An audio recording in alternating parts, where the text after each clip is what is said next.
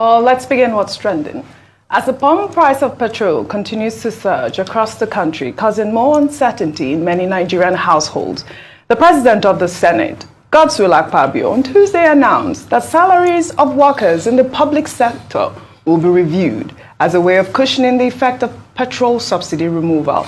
Well, the Senate President made the announcement when he hosted the Governor of Ekiti State, Abiodun Oyebanji, at his office in Abuja. Akpabio also stated that the country would not have survived the next few years if subsidy was still in place. With the stoppage of the fuel subsidy, imagine, look at the cooperation of Nigerians. Even Nigerians were tired of the fuel subsidy. I'm the one telling you, they were tired of the fuel subsidy. And they are prepared, they say, yes, so long as we have fuel to buy, it doesn't matter the amount, so long as government can also think of how to bring up policies that will reduce the suffering that people are passing through. I know a lot of things are in the offing. I will not say that, but I know that even the issue of salaries and wages will have to be reviewed in order to make sure that Nigerians have a living wage. And you know, what I mean by living wage is a wage that can feed your families and also have something left for the education of your children. Okay, this is refreshing to hear, but I mean, I don't know how many Nigerians will agree with him at this point now with no palliative in place. We want some sort of subsidy. Well, this was as the Director of Media and Publicity of the defunct Tinubu Shetima campaign organization, BAYO ONANUGA, in a tweet, called on Nigerians to be patient with the Tinubu administration. Onanuga admitted that everyone, including those in the All Progressives Congress, are all feeling the heat arising from the petrol subsidy removal. Well, let's take his tweet. He says, "In this season of high fuel price, I want to plead with our people to exercise some patience. We are all jointly experiencing the pain. All those intemperate attacks against the new government of President Bola Tinubu should stop. Let's await the palliatives as his government has promised. Let's await the palliatives that will flow from each state as more money is channeled to them from the subsidy savings. We cannot go back to the hyper-fraudulent subsidy regime where we were spending more money on petrol than on roads, education, and health." Well, I mean, BAYO ONANUGA, I don't know if it's everyone that is feeling the heat, or I mean, he kept on begging everybody. I mean, it's not everyone. Rufai, I don't understand. They are not feeling the heat. They are not, it's obvious. Wait, okay. In the meantime, let me tell you what happened yesterday. Trekkathon was trending yesterday after a video showing more people than cars on major roads around the Ikeja area of Lagos State began circulating. I mean, look at this. Have you seen this thing happen before? I mean, this is a computer village in Ikeja. Rufai. Please, Mr. BAYO ONANUGA should not come and tell us anything. They are not feeling the heat. For what I know, lawmakers got free 70 billion. They are not feeling the heat. They should speak for themselves. So why is Mr. BAYO ONANUGA begging Nigerians now? No, he should not beg Nigerians. Please, he should leave Nigerians alone. They plunged Nigerians into this. The APC plunged Nigerians into this because of their terrible planning. I asked Professor Killer a very technical question this morning. I said, do you see rigor in the thinking of government? He said, no rigor. You know what that means? That's an indictment on government. You remove subsidy, no planning. There's no rigor. Even the 8,000 you announced, when people showed you how funny your thoughts were, you have to bring it back and say you are reviewing. Till date, they've not finished reviewing. The meetings you ought to have with Labour, the meeting have been stopped. Labour is upset. Everybody is upset. Now you are saying you are begging. What are you begging? You say you are going to hit the ground running. Hit it running. What we expected President Tinubu, and I keep saying, to have done is, if you knew you were going to remove subsidy on your inauguration speech, once you won the election, you will have started planning for it. At least have a template document. If I at least had that and you put it forward, now you are saying you are meeting with stakeholders. Why didn't you finish the meeting with stakeholders before you remove subsidy? So we've given ideas ad nauseum. But Mr. BAYO ONANUGA should not beg. I think Mr. BAYO ONANUGA should have begged the Igbos that he said that never Should they put mouth in Lagos politics again? And when he said all of those things that people kicked against him, he said he had no apologies. So why is he begging now? Nigerians have a right to ventilate. It's democracy, isn't it? Or do you want an authoritarian government? No, it's democracy. So he should not beg. He has no locus to beg. People are suffering and we want them to give us thinking. But let me give solutions, because we still need to talk solutions and move forward. It is time for President Tinubu to bring out his ministers. Let's even have an economic planning team. That is it. Go back to that meeting with NLC so you are able to bring it out. Thirdly, the Senate president that is saying that Nigeria, he doesn't understand what people are going through. And he's not in the space to say they're going to increase salary. He's not government, he's not of the executive arm. So he can just talk for the sake of talking. But Nigerians are faced with all of these challenges. The meeting with Labour should continue in such a way that they should bring out a resolution as regards what will happen to minimum wage.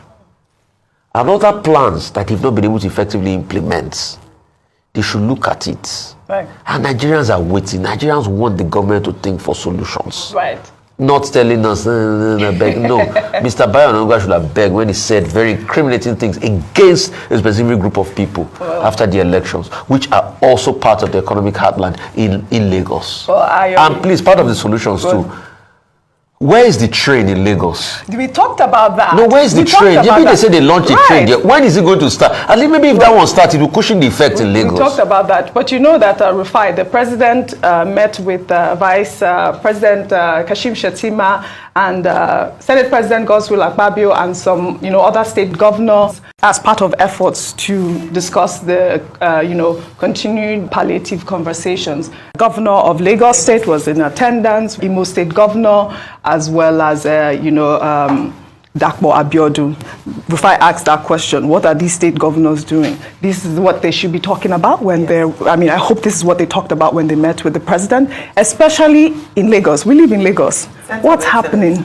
What's happening with the train? If I ask that question. Thank you. I mean, in the earlier stories, you had highlighted that the governor of Bayelsa State had also provided a bus palliative. On the show, we talked about the governor of Borno State as well, who have, in their own way, responded at least immediately to the needs of their people. But there's a deafening silence from Lagos State, which is the commercial capital of the country, where they have their internally generated revenue is the highest in the country. Why is Governor Babajide Sanwo-Olu not saying anything? We saw the computer village videos. This has hit Lagosians and hit businesses in Lagos State, which is responsible for the taxes that the government looks to help to show up IGR. Why is the governor not saying anything? So it's one thing to go to Abuja to have meetings, which is good. We hope that the president would engage with, subnationals. But beyond that, the state can do something. It's often been said that there's so much attention on the federal, on the center, that we ignore the chief executive of state and what they are doing in terms of palliatives. Has he met with business owners? Has he felt the pulses of SMEs in Lagos State? Does he understand the reality and the sufferings of the people in Lagos State? And what is his immediate response? He doesn't have to wait for the president before he acts. Absolutely. Dr. Bati. Okay, a couple of things. Number one, Mr. BAYO ONANUGA saying people should be patient and that we are all in this together. Well, indeed, we are all in this together.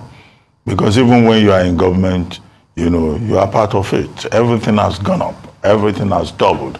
We all feel the pain. President Tinubu says it's like childbirth pain. And he says he's going to provide palliatives to minimize our suffering. So when Mr. BAYO ONANUGA says people should be patient, the palliatives should come, he's not saying anything extraordinary or strange. What he's just saying is that, okay, be patient. The same thing that the president has said. But our concern as Nigerians is that what we see in terms of approach is a lack of strategy, lack of innovation, lack of imagination. Shouldn't the palliatives have come first? Shouldn't the strategy have been properly defined first before we have this? The government must take responsibility for the poor implementation of policy. The government must step up its efforts. The childbirth pain that President Tinubu has identified and that Mr. ONANUGA is echoing, yes, what will be provided, you know, to reduce the pain that the people have been going through. And this point needs to be made. And it is as follows, that the period of campaign is over. It's no longer time for politicking, you know, campaign period talk. It's now time for governance. And that probably explains the shift in Mr. Bayo Onanuga's tone. That, look, it's time for governance, and it affects all of us. We have to govern this country and move forward. Well, some people may disagree with what he says, but he talks about intemperate attacks on President Bola Tinubu. You know, well, you can react one way or the other, but this is a way in which, this is a situation in which we have found ourselves. So as a citizen, not talking as a partisan spokesperson now, I don't see what is wrong with what he has said. As for Godswill Akpabio, well, Godswill Akpabio was visited by Governor Oyebanji of Ekiti State. I'm sure many people will visit him. You know, after all, the Senate Majority Leader, Bamidele Opeyemi, Senator, you know, comes from Ekiti State. And you also have in that same place the spokesperson of the Senate, Yemi Adaramodu. He comes from Ekiti State.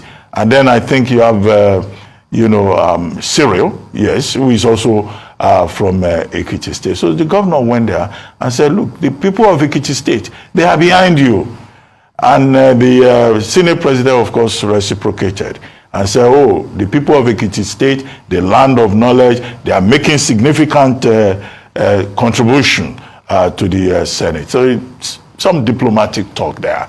I don't see what is wrong with that.